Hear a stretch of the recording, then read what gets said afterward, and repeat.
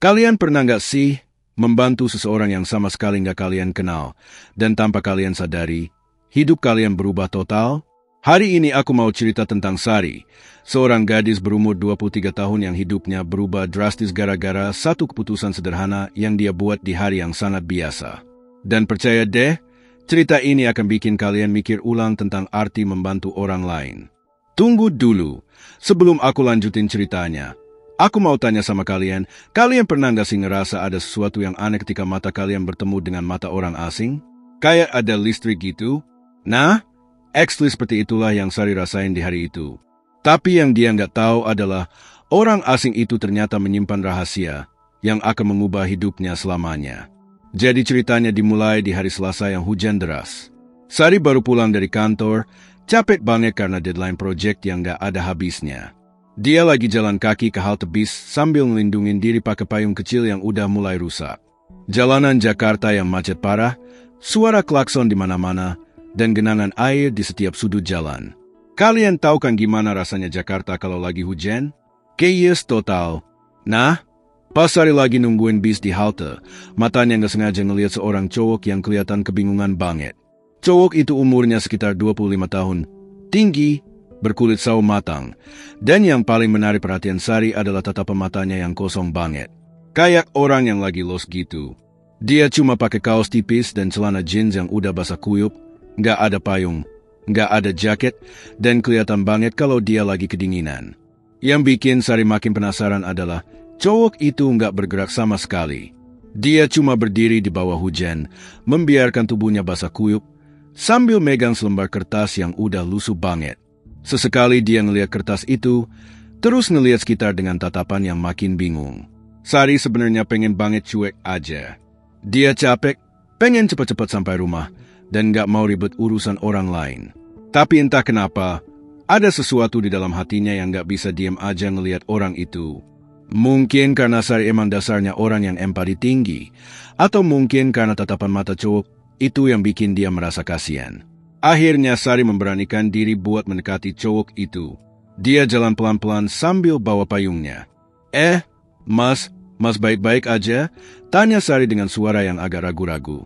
Cowok itu menoleh, dan saat mata mereka bertemu, astaga, kalian gak akan percaya apa yang Sari rasain. Kayak ada kilat yang nyamber dadanya gitu. Mata cowok itu warnanya coklat kehijauan, dan ada kesedihan yang mendalam di sana. Saya lagi cari alamat ini, jawab cowok itu sambil nunjukin kertas yang dia pegang. Suaranya serak, kayak orang yang udah lama gak ngomong. Sari ngambil kertas itu dan baca alamatnya. Ternyata alamat yang dia cari itu gak jauh dari tempat mereka berdiri, cuma sekitar 15 menit jalan kaki. Oh, ini deket kok, Mas. Saya kebetulan juga lewat sana. Mau bareng? Tawar Sari sambil senyum. Cowok itu ngeliat Sari dengan tatapan yang campur aduk antara terkejut dan lega. Beneran? Makasih banget, Mbak. Nama saya Rian, katanya sambil nyodorin tangan buat salaman. Sari, jawab Sari sambil salaman. Dan di detik itu juga, saat tangan mereka bersentuhan, ada sensasi aneh yang Sari rasain. Kayak ada aliran listrik gitu. Tangannya Rian dingin banget. Mungkin karena kehujanan, tapi sentuhannya lembut dan entah kenapa bikin Sari deg-degan. Selama perjalanan menuju alamat yang Rian cari, mereka ngobrol ringan. Sari tahu kalau Rian itu bukan orang Jakarta. Dia datang dari Yogyakarta buat ngurus sesuatu yang penting banget. Tapi setiap kali Sari nanya detail tentang urusan apa yang dia datangin, Rian selalu ngalih pembicaraan atau jawabnya samar-samar. Mas Rian kerja apa di Yogyakarta? Tanya Sari sambil mereka berjalan di bawah payung yang sama. Jarak mereka dekat banget, sampai Sari bisa nyium wangi kolon yang masih tersisa di baju Rian meskipun udah basah kehujanan. Saya dulu guru SD, jawab Rian dengan suara yang tiba-tiba jadi sedih. Dulu? Ulang Sari penasaran. Iya, dulu. Sekarang saya lagi nyari jalan hidup yang baru, jawab Rian sambil senyum tipis yang gak sampai ke matanya. Sari ngerasa ada sesuatu yang Rian sembunyiin, tapi dia gak mau maksa. Mungkin Rian lagi ada masalah pribadi yang dia gak mau ceritain ke orang asing. Dan bener aja, sepanjang perjalanan, Sari ngerasa kalau Rian itu kayak orang yang lagi ngebawa beban berat banget. Sampailah mereka di alamat yang Rian cari. Ternyata itu rumah tua yang udah gak terawat. Temboknya udah mengelupas, pagarnya berkarat, dan kelihatan banget kalau rumah itu udah lama nggak ditinggalin. Rian ngeliat rumah itu dengan ekspresi yang nggak bisa Sari artikan. Campuran antara sedih, kecewa, dan putus asa. Ini rumahnya, tanya Sari sambil ngeliat nomor yang tertulis di gerbang rumah itu. Rian cuma ngangguk sambil melipat kertas yang tadi dia pegang. Makasih banget ya, Mbak Sari. Nggak tahu deh gimana nasib saya kalau nggak ketemu Mbak tadi, kata Rian dengan suara yang bergetar sedikit. Sari sebenarnya pengen nanya kenapa Rian nyari rumah yang udah jelas nggak ditinggalin itu, tapi dia nahan diri. Sama-sama, Mas. Mas Rian mau kemana sekarang? Kayaknya rumah ini udah kosong deh, kata Sari hati-hati. Rian diam sebentar sambil ngeliat rumah itu. Saya nggak tahu. Saya kirain masih ada orang di sini, jawabnya dengan suara yang makin lirih. Dan di situ Sari ngeliat sesuatu yang bikin hatinya sakit banget. Air mata yang mulai menggenang di mata Rian. Kalian tahu nggak sih, kadang-kadang kita ketemu sama orang yang bisa bikin kita ngerasa connect secara instan? Nah, itulah yang Sari rasain sama Rian. Meskipun baru kenal beberapa jam, dia udah ngerasa kayak kenal Rian dari lama. Dan ngeliat Rian yang kayak gitu, hati Sari nggak tega banget. Mas Rian, kalau nggak keberatan, mau mampir ke warung dulu nggak? Biar bisa istirahat dan mikir langkah selanjutnya gimana, tawar Sari. Rian ngeliat Sari dengan tatapan yang berubah dari sedih jadi grateful banget. Mbak Sari udah baik banget sama saya. Saya nggak mau ngerepotin lagi, jawab Rian sambil geleng-geleng kepala. Nggak apa-apa kok. Lagian saya juga lapar, jadi sekalian aja, kata Sari sambil senyum. Dan akhirnya mereka pergi ke warung Tegal yang gak jauh dari situ. Warung yang sederhana tapi hangat dan ekstri yang mereka butuhin saat itu. Di warung itu, sambil makan nasi gudeg dan minum teh panas, Rian mulai terbuka sedikit sama Sari. Ternyata dia datang ke Jakarta buat nyari adiknya yang udah gak kontak sama keluarga selama 3 tahun. Alamat yang dia bawa adalah alamat terakhir yang dia tahu tentang adiknya. Tapi ternyata adiknya udah gak tinggal di situ. Adik saya namanya Dimas. Dia umurnya baru 21 tahun. Terakhir dia kontak, dia bilang lagi kerja di Jakarta. Tapi abis itu, nggak ada kabar lagi.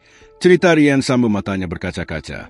Orang tua saya udah nggak ada, jadi cuma tinggal kami berdua. Saya nggak tahu harus gimana kalau nggak bisa nemuin dia. Sari ngerasa hatinya teriris dengerin cerita Rian. Dia bisa ngebayangin gimana rasanya kehilangan satu-satunya keluarga yang tersisa. Mas Rian udah coba kontak polisi? Atau mungkin kantor tempat dia kerja terakhir? Tanya Sari sambil nyoba bantu cari solusi. Udah, tapi nggak ada yang tahu. Kayaknya Dimas emang sengaja ngilangin jejak, jawab Rian dengan suara yang hopeless banget. Saya cuma berharap alamat ini masih benar, dan dia masih tinggal di sana. Tapi ternyata... Rian nggak melanjutin kalimatnya, tapi Sari tahu apa yang dia maksud. Malam itu Sari pulang ke apartemennya dengan perasaan yang campur aduk. Dia nggak bisa berhenti mikirin Rian dan ceritanya. Ada sesuatu tentang cowok itu yang bikin dia penasaran banget. Bukan cuma karena kisah sedihnya, tapi juga karena ada chemistry yang Sari rasain pas mereka bareng tadi. Besoknya, Sari nggak bisa konsentrasi kerja. Pikirannya terus melayang ke Rian. Dia penasaran gimana kabar Rian sekarang. Udah nemuin tempat menginap belum? Dan yang paling penting, udah ada progres dalam pencarian adiknya belum? Akhirnya Sari memberanikan diri buat kontak Rian. Untungnya mereka udah tukeran nomor HP kemarin. Halo Mas Rian, gimana kabarnya? Udah nemuin tempat menginap? Tanya Sari lewat WhatsApp. Balasannya datang cukup lama. Halo Mbak Sari, alhamdulillah udah dapet penginapan murah. Makasih udah tanya kabarnya. Simple banget jawaban Rian. Tapi entah kenapa Sari ngerasa ada yang dia sembunyiin. Mas, boleh nggak saya bantu nyariin adiknya? Saya orang Jakarta, mungkin bisa lebih tahu tempat-tempat yang bisa kita datangin. Tawar Sari. Dan lagi-lagi balasan Rian agak lama datangnya. Mbak Sari udah terlalu baik sama saya. Saya nggak mau ngerepotin lagi. Lagian ini urusan keluarga saya. Saya yang harus selesain sendiri. Jawaban Rian kali ini kedengeran kayak dia lagi berusaha keras buat nolak bantuan Sari. Tapi Sari nggak gampang nyerah. Dia ngerasa ada connection sama Rian, dan intuisinya bilang kalau Rian butuh bantuan meskipun dia nggak mau ngaku. Mas, saya tahu kita baru kenal kemarin. Tapi entah kenapa saya ngerasa nggak bisa cuek aja. Gimana kalau kita ketemu lagi? Sekalian saya traktir makan siang. Kali ini balasan Rian datang lebih cepat. Mbak, kenapa Mbak mau bantu saya? Kita kan baru kenal. Pertanyaan yang simpel tapi dalam banget. Dan Sari sendiri nggak tahu jawaban yang tepat buat pertanyaan itu. Kenapa sih Sari sebegitu perhatiannya sama Rian? Apa karena dia kasihan? Apa karena dia ngerasa connect? Atau jangan-jangan ada perasaan lain yang mulai tumbuh di hatinya? Nggak tahu juga sih mas. Cuma ngerasa aja kalau kita udah ketemu, berarti emang ada alasannya. Dan saya tipe orang yang nggak bisa cuek kalau ngelihat orang lagi susah. Jawab Sari jujur. Akhirnya Rian setuju buat ketemu lagi. Mereka janjian di Food Court Mall yang nggak jauh dari penginapan Rian. Pas Sari dateng, dia kaget ngelihat penampilan Rian yang beda banget dari kemarin. Kemarin Rian kelihatan berantakan dan hopeless, tapi sekarang dia kelihatan lebih fresh meskipun masih kelihatan capek. Gimana tidur semalam? Tanya Sari sambil mereka cari tempat duduk. Lumayan, meskipun kasurnya keras banget, jawab Rian sambil senyum. Dan senyuman itu, astaga, bikin jantung Sari deg-degan lagi. Sambil makan, mereka ngobrol tentang rencana buat nyari Dimas. Sari ngasih beberapa saran tempat yang bisa mereka datangin, kayak kantor tenaga kerja, rumah sakit, atau bahkan tempat-tempat tongkrongan anak muda di Jakarta. Mas, kemarin pas kita di warung, Mas Rian bilang kalau dulu kerja jadi guru SD.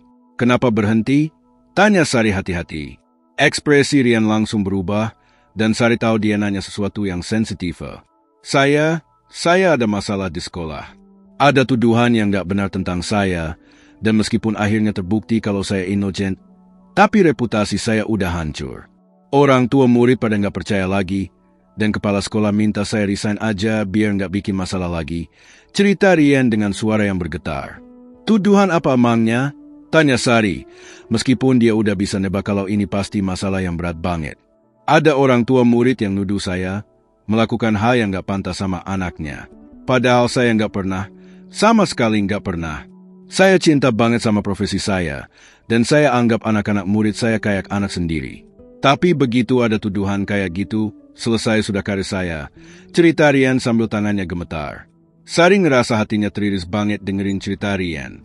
Dia bisa ngebayangin gimana sakitnya dituduh melakukan hal yang gak pernah dia lakukan. Mas, saya percaya Mas gak melakukan itu. Saya bisa lihat di mata Mas kalau Mas itu orang baik, kata Sari dengan yakin.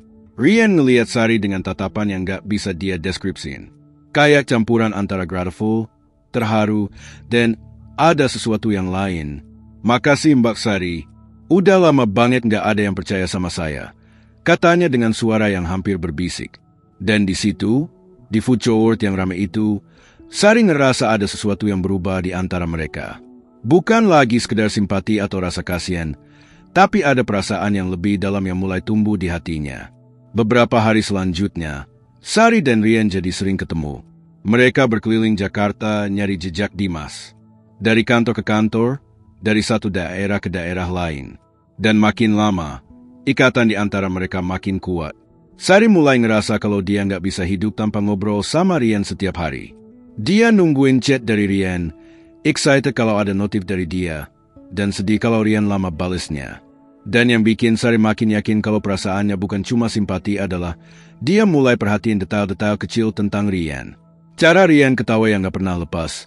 Tapi pas dia ketawa beneran, matanya jadi sipit dan bikin dia kelihatan imut banget. Cara Rian ngomong yang pelan tapi tegas. Cara Rian selalu ngebayarin makanan mereka meskipun Sari tahu kalau uangnya terbatas. Cara Rian selalu pastiin Sari pulang dengan selamat sebelum dia balik ke penginapannya. Dan yang paling bikin Sari jatuh hati adalah cara Rian ngeliat dia. Ada kehangatan di mata Rian yang bikin Sari ngerasa spesial. Kayak dia satu-satunya orang yang bisa bikin Rian tersenyum genuine. Tapi di sisi lain, Sari juga ngerasa ada sesuatu yang Rian sembunyiin dari dia. Kadang-kadang Rian kelihatan absen, kayak pikirannya lagi di tempat lain. Dan pas Sari tanya, dia selalu bilang gak apa-apa atau cuma capek aja. Sampai suatu hari, pas mereka lagi jalan-jalan di daerah Blok M nyari informasi tentang Dimas, tiba-tiba Rian berhenti jalan dan mukanya pucat banget. Mbak Sari, saya harus pulang. Sekarang juga, kata Rian dengan nada yang panik. Kenapa mas? Ada apa? Tanya Sari bingung. Tapi Rian cuma geleng-geleng kepala sambil jalan cepat-cepat menuju halte bis. Sari ngikutin dia sambil berusaha ngimbangin langkahnya yang cepat banget. Mas Rian, tolong jelasin sama saya ada apa. Kita kan teman, saya bisa bantu. Desak Sari sambil narik lengan Rian. Rian berhenti dan ngeliat Sari dengan mata yang berkaca-kaca. Mbak Sari, saya nggak bisa jelasin sekarang. Tapi saya janji, besok saya jelasin semuanya. Sekarang saya benar-benar harus pulang, kata Rian sambil naik ke bis yang kebetulan datang. Sari cuma bisa ngeliat bis itu pergi sambil hatinya dak-dikduk banget. Ada apa sih sebenarnya sama Rian? Kenapa dia tiba-tiba panik kayak gitu? Dan yang paling bikin Sari takut adalah jangan-jangan Rian gak akan ketemu dia lagi. Malam itu Sari gak bisa tidur. Dia bolak-balik kirim chat ke Rian tapi gak dibalas sama sekali. Telepon juga gak diangkat. Sari mulai parno, takut terjadi apa-apa sama Rian. Besoknya Sari gak masuk kantor. Dia langsung pergi ke penginapan Rian. Tapi pas dia tanya sama pemilik penginapan, katanya Rian udah check out dari subuh dan gak bilang mau kemana. Sari sok banget. Rian pergi tanpa pamit, tanpa jelasin apa-apa. Dia ngerasa kayak ditinggalin di saat perasaannya udah terlanjur dalam banget. Air mata Sari mulai jatuh, dan dia baru sadar kalau dia udah jatuh cinta sama Rian. Tapi ceritanya nggak berhenti sampai di situ. 2 minggu kemudian, Sari dapat telepon dari nomor yang nggak dia kenal. Dan suara di seberang telepon itu bikin dia terkejut banget. Halo, apa ini Mbak Sari? Suara cowok yang nggak familiar.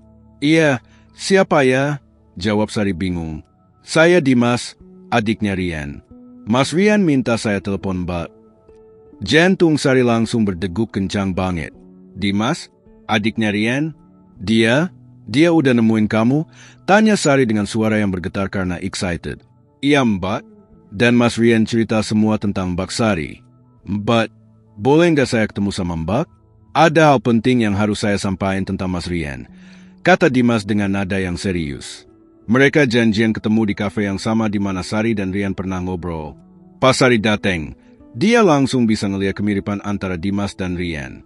Mereka sama-sama tinggi, berkulit sawo matang, dan punya mata yang ekspresif. Mbak Sari, sebelum saya jelasin kenapa Mas Rian tiba-tiba pergi, saya mau minta maaf dulu atas nama keluarga saya. Mas Rian udah ngerepotin Mbak banget, kata Dimas sambil sedikit membungkuk. Nggak apa-apa kok. Saya emang ikhlas bantu dia. Tapi sekarang saya cuma mau tahu gimana kabar dia. Dia baik-baik aja? Tanya Sari dengan mata yang udah mulai berkaca-kaca. Mas Rian lagi sakit Mbak, jawab Dimas dengan suara yang pelan banget. Sakit apa? Tanya Sari panik. Mas Rian kena kanker paru-paru stadium 3. Dokter bilang dia cuma punya waktu sekitar 6 bulan lagi, jawab Dimas sambil matanya juga ikutan berkaca-kaca.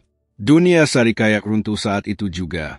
Rian sakit kanker, dan udah stadium 3. Pantas aja dia sering kelihatan pucat dan capek. Pantas aja dia nggak mau terlalu dekat sama Sari. Dia nggak mau bikin Sari sakit hati pas dia pergi nanti. Kenapa dia nggak bilang sama saya? Saya bisa bantu dia, saya bisa nemenin dia berobat, kata Sari sambil nangis nggak bisa ditahan lagi. Mas Rian bilang, dia udah terlanjur sayang banget sama Mbak Sari. Makanya dia nggak mau Mbak tahu tentang sakitnya. Dia takut Mbak bakal kasihan dan nemenin dia cuma karena rasa belas kasihan.